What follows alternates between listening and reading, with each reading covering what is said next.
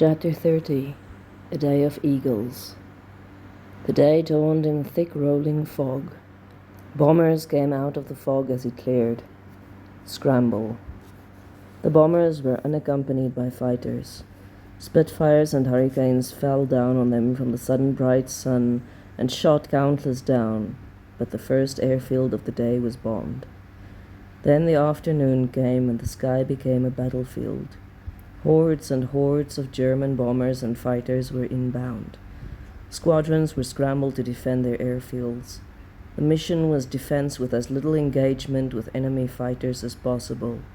Survival was the word of the day. Live to fight again. As long as the RAF continued to be operational, invasion was unlikely. They were hit again late afternoon. The day was dark with smoke. The summer sky dull with vapor trails, and the smell of war hung over everything. There was the howl of Stuka's dive bombing. Explosions. Eleanor couldn't breathe. Duncan silently handed her a shot of sherry, and the sugary, strong alcohol nearly made her gag. She could hear fire engines. She could hear the rapid gunfire of planes, of the Bofors anti-aircraft guns. And her love was somewhere in the sky, in a fragile plane, dodging bullets. In reality, it could have lasted no more than 20 minutes, but it felt like hours. It was carnage outside.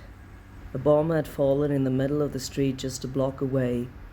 Smoke was rising everywhere, thick clouds of it from the Air Force base. Duncan patted her shoulder. "He'll be fine, you'll see. Now go home, we'll not be having business tonight." She walked home slowly. She was numb. The house had been hit. Her mind didn't make any sense of it at first. The living room had lost its one wall. Then she started running. Janice. But Janice was sitting outside on the bench with a cup of tea, completely composed. Eleanor stood staring at her blankly. "The kettle's still warm if you want some." She sat down slowly next to her sister, gawking at her. "Are you all right? You look like you've seen a ghost." "I was worried about you, and here you sit, calm as pie, with a cup of tea." "I was in the cellar when it happened. I heard the warning in time. It was bound to happen at some point, and we were planning some alterations anyway when we built the baby room." Eleanor shook her head slowly. "I was scared out of my mind." "Well, we're fine, and we can have the whole place reorganized in a day or so and plan how we'll change things up. Shall we call and hear how the men came through it?" They briefly got hold of Tim. "They're both fine.